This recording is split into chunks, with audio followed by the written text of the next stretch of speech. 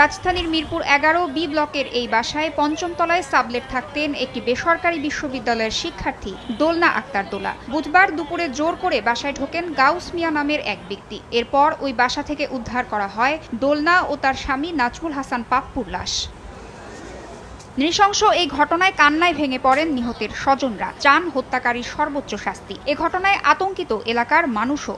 কত কিছু প্রয়োজন একটা বাচ্চা মানুষ করতে, আর কত মায়ার বন্ধন একটা বাচ্চা পালা, একটা মা বাবার সন্তান। এয়ারপোর্টে আসসালাম, ওই জায়গা দিয়ে শুনি এরকম আম্মু বিশ্বাস করে না। প্রথমে আম্মু বলছে কি জানি, এরপর আমাকে ফোন দিয়ে বলা হয়েছে, এরপর আমরা এই জায়গায় আসছি।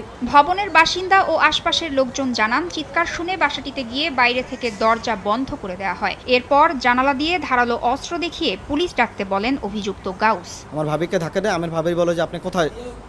হ্যাঁ, উনি তৎক্ষণাৎ এই রুমের ভিতরে চলে যায়। আমার ওয়াইফ, আমার একটা 5 মাসের বাচ্চা, একটা 4 বছরের বাচ্চা, ওকে নিয়ে সাথে সাথে বের হয়ে গেছে। সাথে আমার বাচ্চাকে প্রাইভেট পড়েছিল ওর ম্যাডামও বের হয়ে বাইরে দিয়ে মেইন দরজাটা ছিটকানি আটকে দিয়েছে।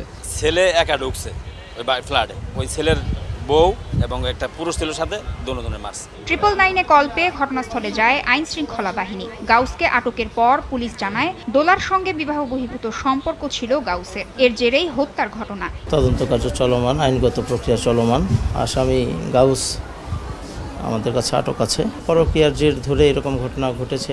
রাজধানীর উত্তরা ইউনিভার্সিটির শিক্ষার্থী ছিলেন দোলা। স্বামী পাপ্পু থাকতেন বরগুনায়। 2 দিন আগে মিরপুরের ওই বাসায় এসেছিলেন তিনি।